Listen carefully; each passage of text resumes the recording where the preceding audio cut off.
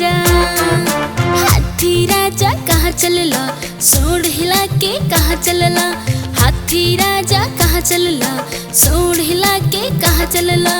हमरो घरे आजा, हलवा पूरी खा जा। हमरो घरे आजा, हलवा पूरी खा जा। तू बैठा कुर्सी पर, कुर्सी बुलली चटर पटर चटर पटर, हाँ चटर पटर। हाथी राजा झूमे नाचे ई हाथी राजा।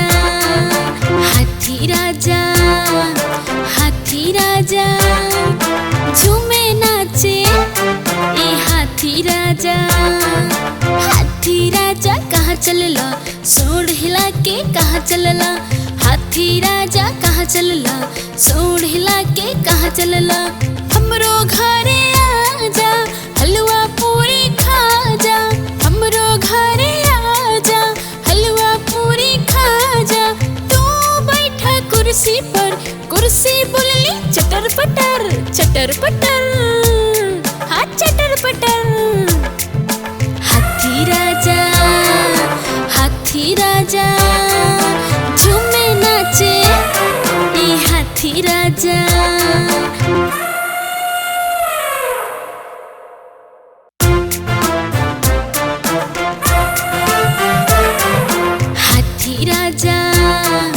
हाथी राजा झूमे नाचे ई हाथी राजा।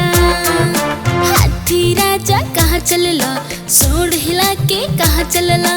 हाथी राजा कहाँ चलला, सोड़ हिला के कहाँ चलला। हमरो घरे आजा, हलवा पूरी खा जा। हमरो घरे आजा, हलवा पूरी खा जा। तू बैठा कुर्सी पर, कुर्सी बुलली चटर पटर चटर पटर, हाँ चटर पटर। हाथी राजा झूमे नाचे ई हाथी राजा। हाथी राजा झूमे नाचे ई हाथी राजा। हाथी राजा कहाँ चलला, सोड़ हिला के कहाँ चलला। हाथी राजा कहाँ चलला, सोड़ हिला के कहाँ चलला। हमरो घरे आजा, हलवा पूरी खा जा। हमरो घरे आजा, हलवा पूरी खा जा। तू बैठा कुर्सी पर, कुर्सी बुलली चटर पटर चटर पटर, हाँ चटर पटर। हाथी राजा झूमे नाचे ई हाथी राजा।